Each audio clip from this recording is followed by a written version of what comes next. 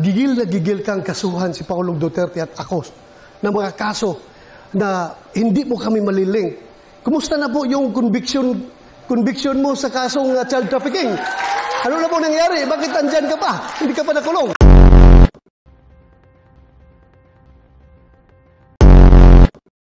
Tao from Malacanang nag-uutos sa'yo.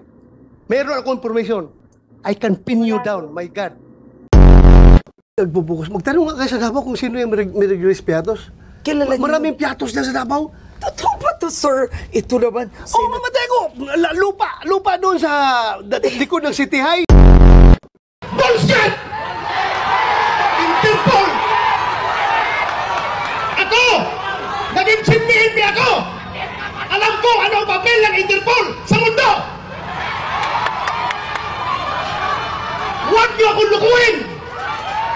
Commitment sa Interpol